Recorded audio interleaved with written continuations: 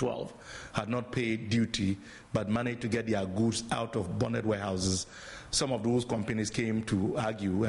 But then when we began to provide evidence and the CID began to go to their offices and to present them with letters, and so that was the basis for which many of them then decided to start paying. And now they have paid in the amount of 320 million Ghana cedis out of a total of 700 million Ghana cedis. Many of them are paying. We know that the payments have been very active, and we can also monitor. Meanwhile, Dr. Apak warns port officials must verify from the presidency before allowing clearance in the name of the office of the president, an existing privilege for a section of the civil society which he says is being abused. Information has come to the task force that these have occurred. The problem is that it is people who are using the name of the presidency and persons who work here at the presidency to engage in these type of practices. And that is why we are calling the attention of stakeholders in the import-export industry to be very quick in reporting anyone who comes to them purporting to have that type of influence. They should go to the nearest law enforcement agency or office to file a report. So if you are caught engaging in such a practice using the name of the presidency for what can be described as personal gain, which is the very fundamental definition of corruption, you can expect to be sanctioned. He disagrees with the assertion officials may not report such cases of abuse due to intimidation or victimization by higher authorities. The task force is to complement the work of the Customs Division of the Ghana Revenue Authority and the Ghana Ports and Harbours Authority. Their findings are expected to be used to strengthen these institutions. Membership of the task force is yet unknown, except that they report to the Chief of Staff. Kitian Rapiam, Joy News, Flagstaff House. Well, the Deputy Minister in charge of Tertiary Education, Okujeto Ablakwa, says 2014 WASI graduates will get admission to the public universities despite the threat by the universities. They are unable to offer them places. Samuel Okujeto Ablakwa said the concerns raised by the public universities are being addressed, adding only one public university has raised such concerns. Some public universities have threatened not to admit 2014 students who will be writing the West Africa Senior Secondary Certificate Examination, WASI. According to the universities, the students would not have finished their exams before the deadline for the submission of the forms. Again, the universities claim the students will need their results to fill their forms, which will not be ready by the time they will be filing the forms. The University of Science and Technology, the University of Cape Coast and the University of Mines and Technology have all sounded alarm bells not to admit 2014 WASI students. But the Deputy Minister in charge of Tertiary Education, Samuel Okujeto Ablakwa, says there is no cause for alarm. At this stage, there is no need for panic because as policymakers and as regulators, the National Council for Tertiary Education, too, we have been in touch with them. They are also not supportive of the few universities who are contemplating this. So we want to assure the public that this year's admissions will continue uninterrupted. So far as we are concerned, the door has not been closed to anybody. He disclosed only the University of Cape Coast has issues with the admission of the candidates and said they should have consulted with government on their concerns before issuing a statement to that effect. These are matters that we would rather wish we discuss, and that government takes interest in these major decisions that you know the public universities that continue to subsist. We are yet to reach UCC to find out, because these are the three universities that have come up. I'm happy to know that the other universities have not made any such consideration. It is also important that even if we think results can be released earlier, we can talk with WAEC. So we would engage with WAEC also to see how they can also look at their calendar. He also said the delay has its own advantages. It's good that some are starting now. The advantage is that it will clear the backlog. There are two sides to the coin. As we speak for those who are now going to write, let us also remember those who wrote and could not get a chance to enter. So it is good that they are also being mopped up. He therefore assured the admission deadline will not affect the 2014 Wasii candidates. Well, 46 persons aspiring to hold various national executive positions within the New Patriotic Party have picked nomination forms. Picking of forms came to an end at 5 p.m. Wednesday, January 29. Director of Elections for the NPP, Martin Ejay Mensah-Kosa, says the next stage is the filing of nominations once picking of forms is closed. According to him, there appears to be a fair representation from all the regions so far. You have different categories of people. When I say categories, I'm looking at tribe, ethnicity, and so on, going for different categories of positions. And so every position that you pick, you have a mixture of, a tribal balance, okay?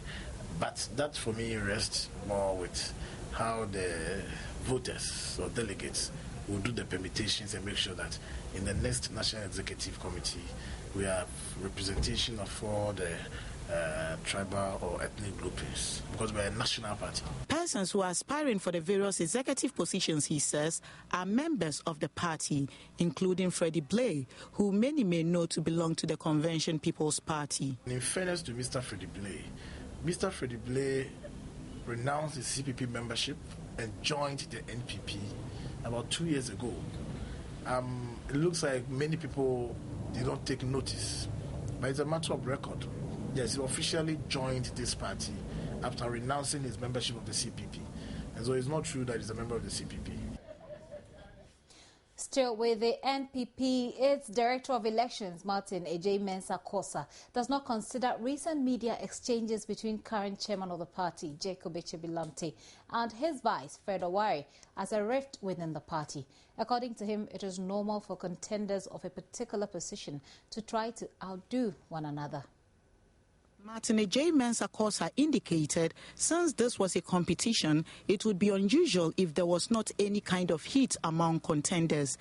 I cannot imagine for 1 minute how any elections to elect persons to fill national executive positions will not come with some of these usual disagreements and a bit of heat. It should be expected. If I say that somebody betrayed me, is that too much of a serious language to be used in a competition? No. The issue is the caliber of persons involved in these exchanges. That, for me, is what is making it quite of an issue. But for me, it should not be an issue at all. You cannot expect such things to be completely missing in an election like this. So we shouldn't consider it as a rift within the NPP? It's not a rift within the NPP. You see, the NPP is bigger than all of these individuals who are putting themselves up for positions. He explained as contestants, they were allowed to take a swipe at each other to a certain degree. Well, away from politics, despite efforts to expand access to primary education, a monitoring report by UNESCO indicates some $129 billion annually is lost globally due to poor quality education. Consequently, 130 million children in school cannot read, write, or do basic mathematics. The report analyzed the state of learning among the youth, children between the ages of 15 and 24 in some 37 countries. With a deadline for the Education for All goals less than 2 years away, the report states too many children lack early childhood care and education. In 2012, for example, 25% of children under 5 suffered from stunting, with only 18% of children in sub-Saharan Africa having access to primary education in 2011. At this rate, the universal primary education is likely to be missed by a wide margin, especially when only 23% of poor girls in rural areas in sub-Saharan Africa were completing primary education by the end of the decade.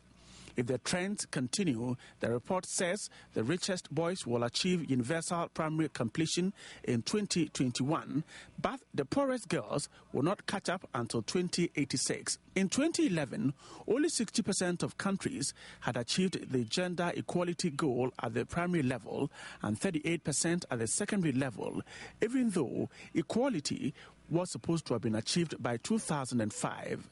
Solution: the report mentions investment in teachers as key, stating that less than 75% of primary school teachers are trained according to national standards in a third of countries, with the challenge of training existing teachers worse than that of recruiting and training new teachers. To speed up effort to achieve education for all, many countries need to spend more on education. To solve the crisis, all children must have teachers who are trained, motivated and enjoy teaching, who can identify and support weak learners, and who are backed by well-managed education systems.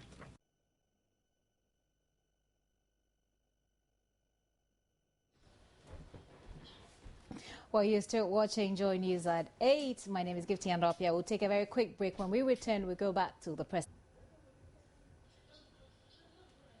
You're welcome back. Many thanks for staying. Stakeholders in the private health sector want a gradual implementation of the capitation form of payment under the National Health Insurance Authority.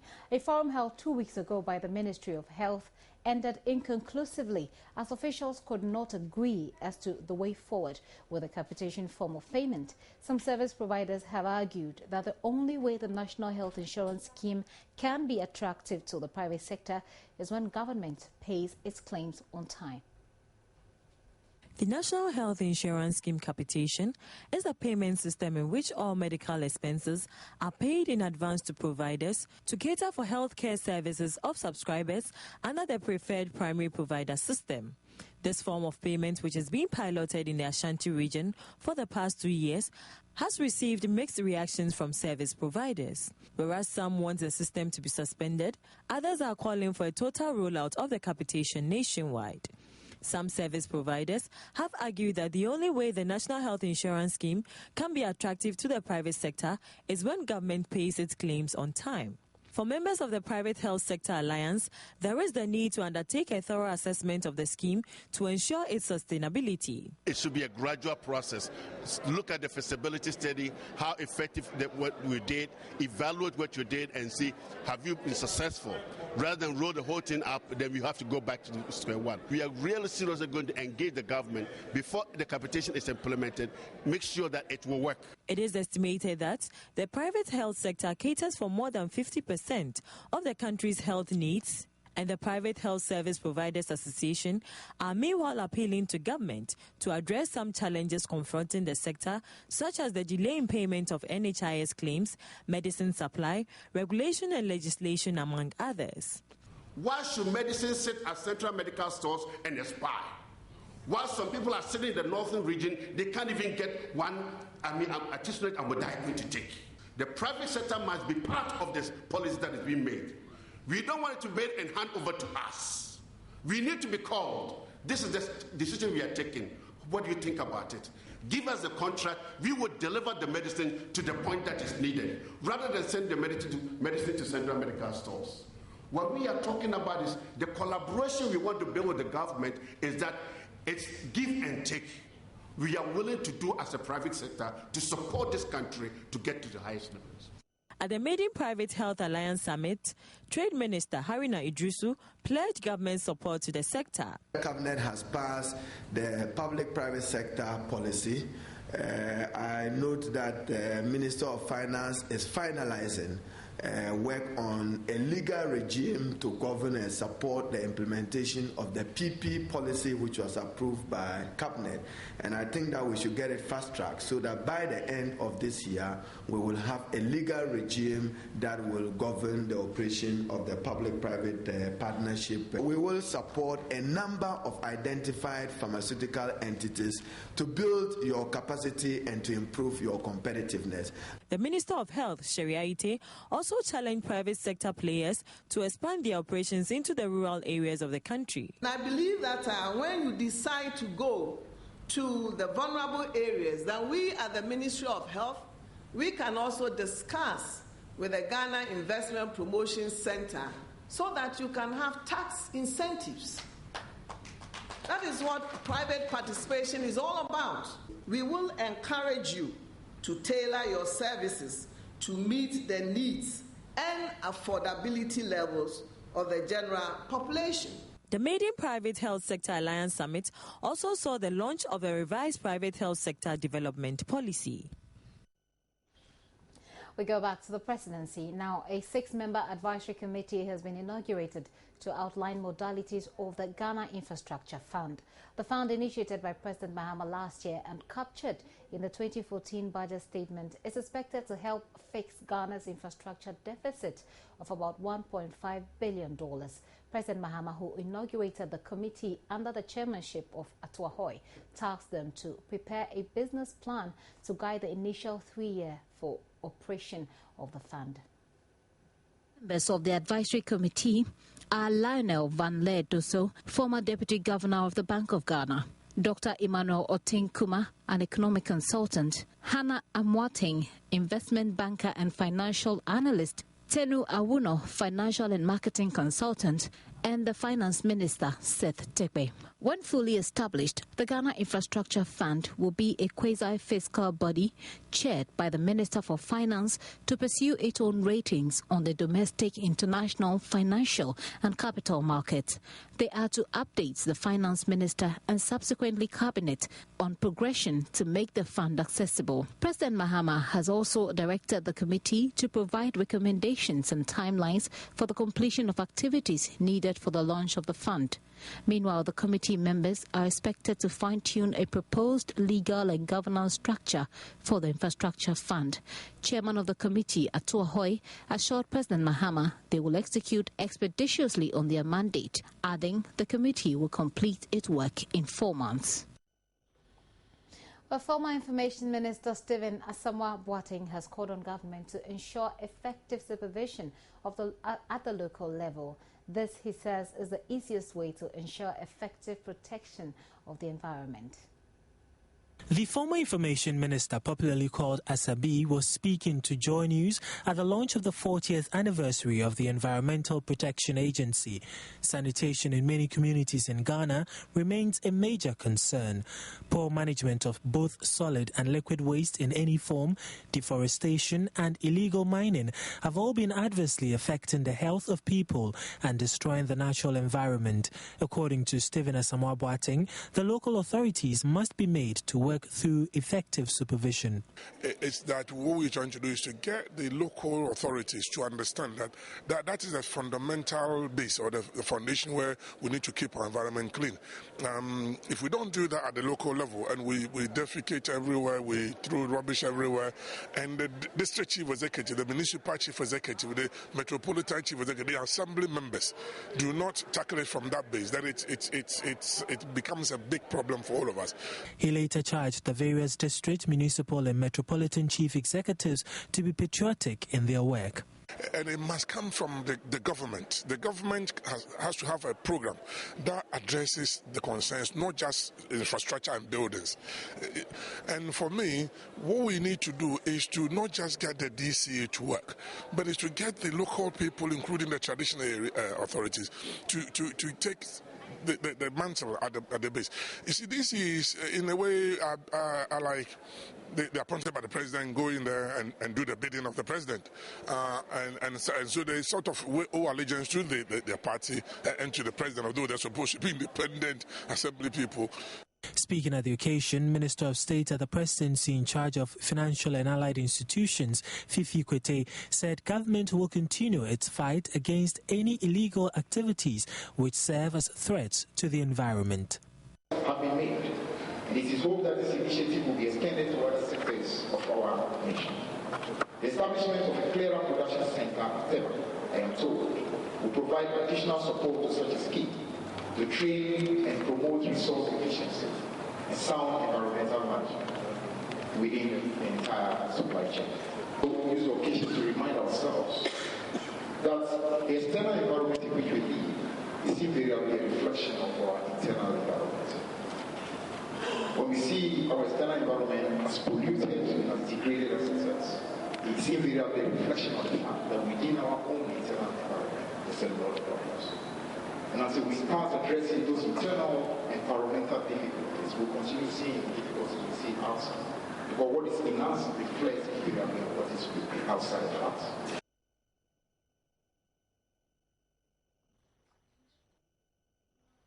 Abigail Marco will join me with Business Next.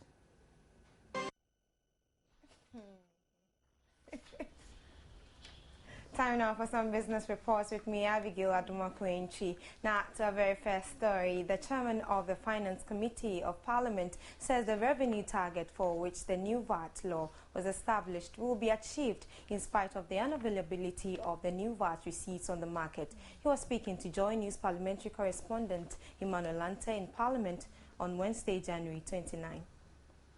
Joy News carried a report in which several businesses charging the new VAT rate do not use official VAT receipts.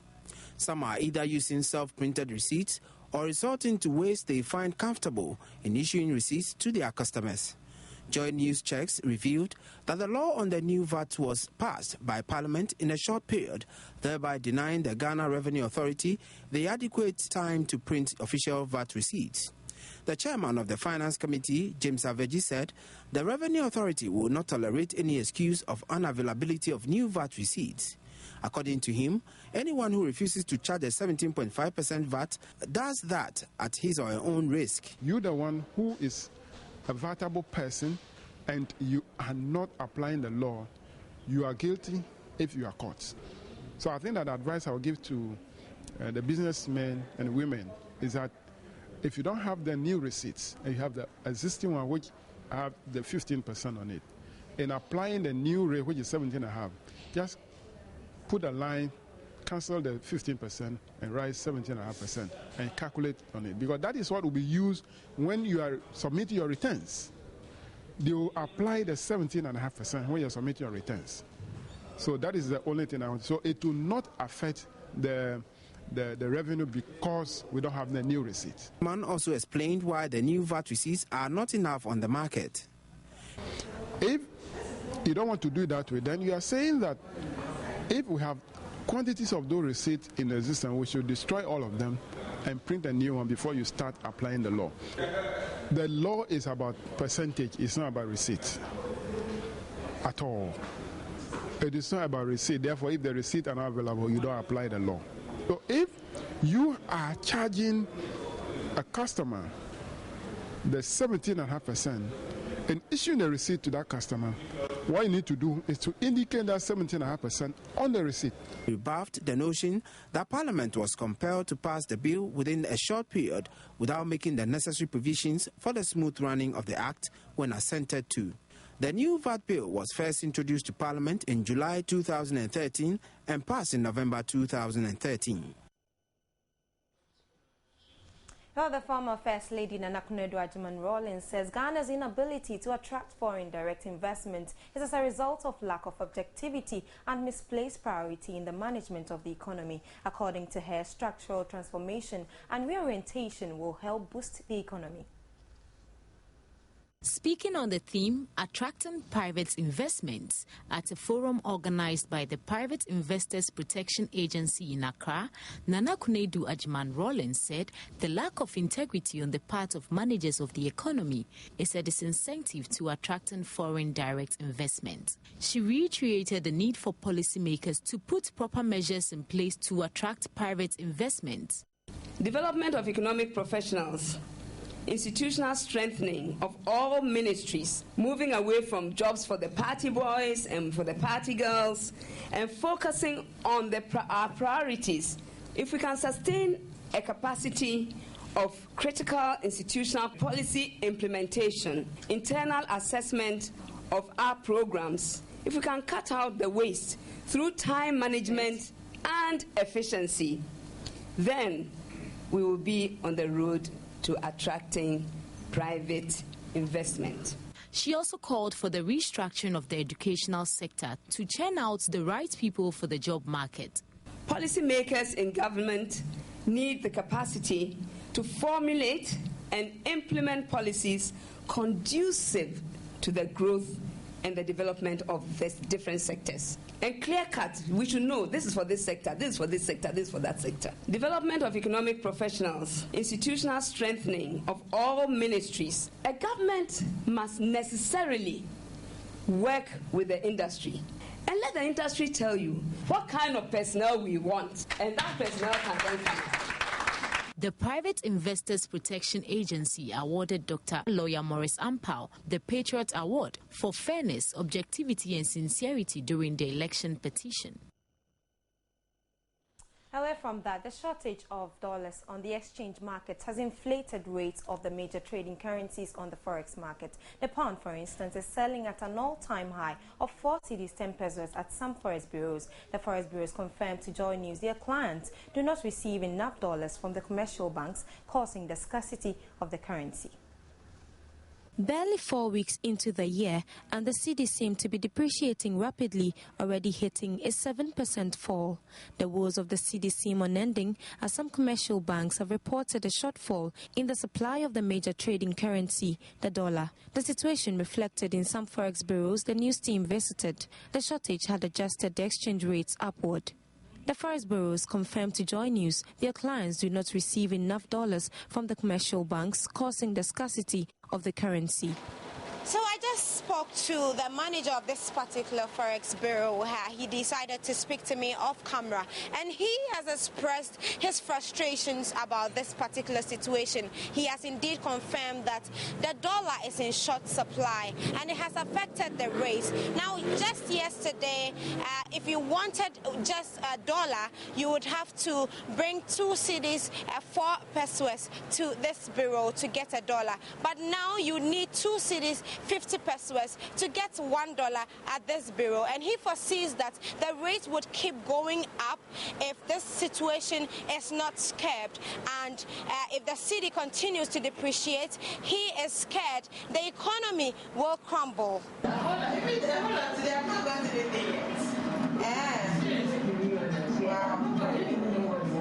So how much were you willing to buy yesterday and you didn't get? Oh, like if I don't buy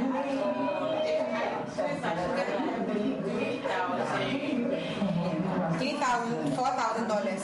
Yeah.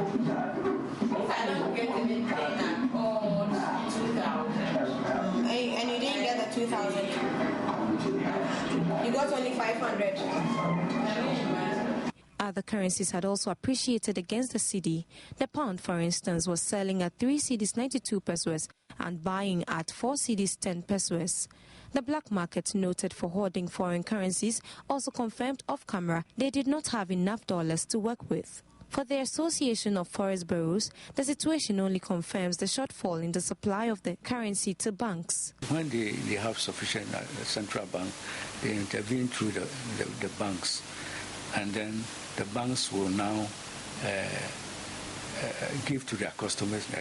So we are just at the end of the cycle, and therefore, if the banks don't have, central bank does not have to give to the banks don't have to give their customers. That's why we are not getting, because if they don't have, then they cannot give to the customers, who in turn will bring to us. The development for analysts is not new, but fear it might get out of hand if not addressed immediately. The fundamentals of our problem still remains that our trade deficits is problematic, and it suggests that the cedi will certainly depreciate. Of course, we are also seeing that the capital inflows into the country are sluggish, and a lot of foreign investors, again, are getting worried about their expected returns because of the currency outlook and expectation. So really, I think that this is a difficult time, and we have to probably try to put in measures to correct this development. They believe the central bank must revise some of its monetary policies. But if the cedi is depreciating monthly on a 5% basis, what will happen by the end of the year? We have to come in and communicate clearly to the market, and of course give a clear signal that this situation is being worked on. And I also think strongly that the current approach of using legislation or using laws and giving rules to the banking system to get the city stabilized is not going to be effective, especially looking at the way the market works now. The central bank, to a large extent, must not make its funding of the FS market like a duty or a frequent responsibility. I think we must allow the market to work, because the reserve that we have really cannot be used as an anchor to support the currency very strongly over an extended time. There are reports of assurance from the Bank of Ghana saying that it has enough dollars to meet the demands of the commercial banks and businesses. That is, however, yet to reflect on the market. Abigail Adumakwenchi for Joy News. Well, and I'll end the business news here. And my name is Abigail Adumakwenchi. Sports is up next.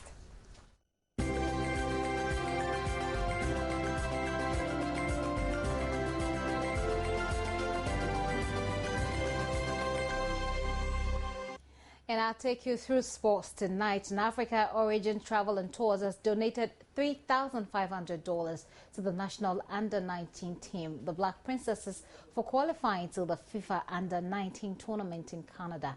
The donations was in fulfillment of a pledge made to the team before the last qualifier against Equatorial Guinea last Sunday at the Accra Sports Stadium. The Travel and Tours company also donated a 42-inch LED television to the team for their camping at Pram Pram. Managing Director of Africa Origin Travel and Tours, Samson Dean, explained his gesture. I came here last Friday and assured my young ladies that on Monday, after the victory, which I knew there was going to be victory, I will come here as I promised to give them each $100.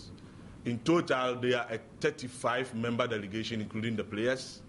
I have come and I've handed over the $3,500 to the chairman, Osei Tutuajiman, and as well I've included, this was not part of the promise, but I thought that it's better through them they will get a new, complete, nice television. And I've included a television for the team, that is the Black Princesses, to be placed at Pram Pram for their training plans and programming. So I will urge you, the media, to please encourage my colleagues in the corporate world to also do the same for these young ladies. As well, not forgetting, the last week, the chairman of the GFA, Georgia Free, who is representing the GFA president, came here and he said that Canada is an opportunity for these young girls.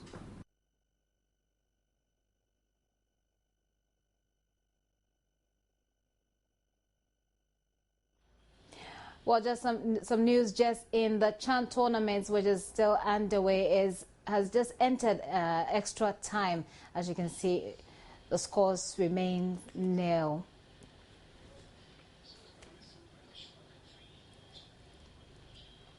We'll still monitor and bring you updates. I'm sure you find the update anyway before.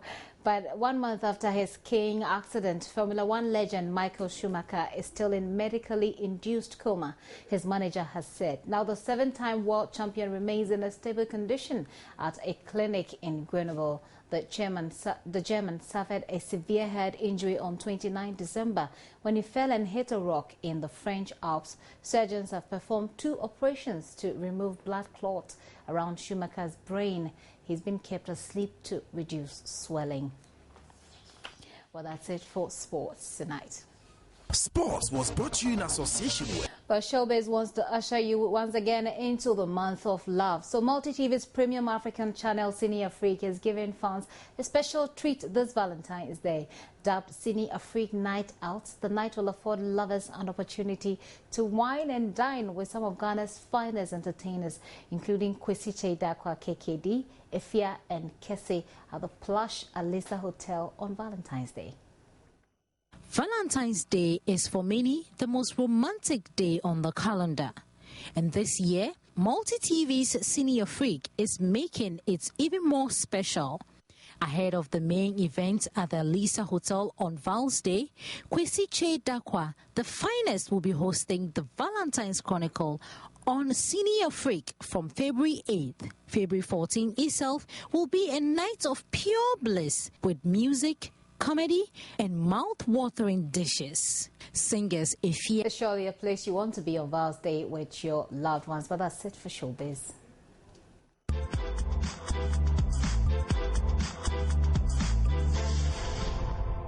Before we go, a quick recap of our top stories. The Speaker of Parliament, Edward Doajahu, has asked leadership to investigate bribery allegations against him and majority members of the House.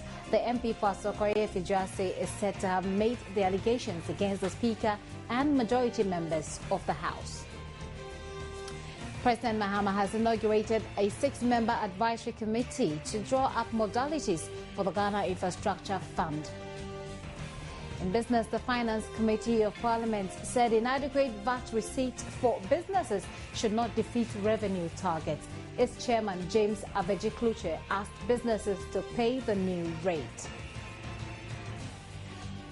On the foreign front, new interim Prime Minister of the Central African Republic says he's pleased with the UN Security Council's approval of plans to allow about 500 European Union troops into the country.